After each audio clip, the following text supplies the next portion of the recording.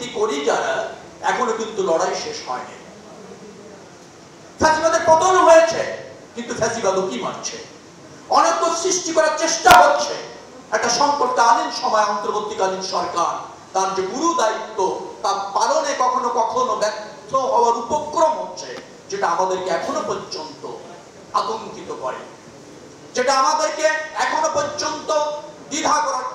আমরা এই দ্বিধা এবং অনৈক্যের মধ্যে না থেকে ঐক্যবদ্ধ থেকে এই যে ফ্যাসিবাদের অবসানের পর নতুন বাংলাদেশ বিনির্মাণ, গণতন্ত্র, ভোটাধিকার, জনগণের নির্বাচিত সরকার, জনগণের কাছে দায়বদ্ধ সরকার এবং একটা আধুনিক রাষ্ট্র ব্যবস্থাপনা নিশ্চিত করবার জন্য সংকল্পবদ্ধ।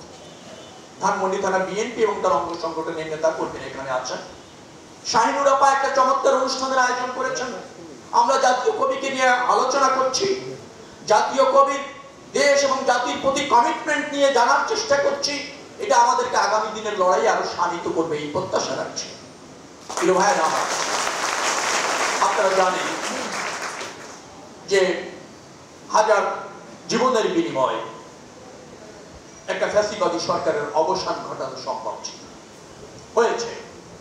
ছাত্র জনতা, সব রাজনৈতিক দল, সব শ্রেণী পেশার মানুষ সংগ্রাম করে, আমি যদি একথাও বলি যে জিয়াউর রহমানের আদর্শ ধারণ করে আমরা সংগ্রাম করেছি, আমরা পাশাপাশি জাতীয় কবি কাজী নজরুল ইসলামের প্রতিবাদ প্রতিরোধ করার যে অদম্য স্ত্রিয়া, সেটাকেও ধারণ করে আমরা জাতীয় জীবনে রাজনীতি করছি। আমরা বৈষম্যহীন সমাজ চাই, আমরা দারিদ্র মুক্ত সমাজ চাই। এই বৈষম্যহীন এবং দারিদ্র মুক্ত সমাজ গঠনের জন্য বিদ্রোহী কবি কাজী নজরুল ইসলাম শুধু লেখনের মাধ্যমে সীমাবদ্ধ থাকেন, তিনিও কিন্তু সক্রিয়ভাবে রাজপথে লড়েছেন, কারাগারে গিয়েছেন।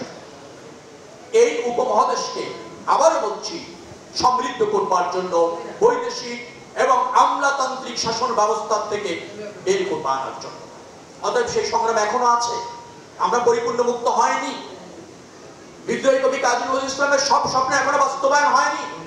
অতএব আপনারা আমরা যারা আছি তারা রাজনৈতিকভাবে সচেতন থাকবো, বিদ্রোহী কবি কাজী নজরুল ইসলামের জীবন আদর্শ থেকে শিক্ষা গ্রহণ করব এবং যেখানেই বৈষম্য হবে, যেখানেই গণতন্ত্র হুমকির মুখে পড়বে, যেখানে গণমানুষের অধিকার প্রতিষ্ঠার প্রয়োজন হবে, সেখানেই নিজেদেরকে নিবেদিত করব।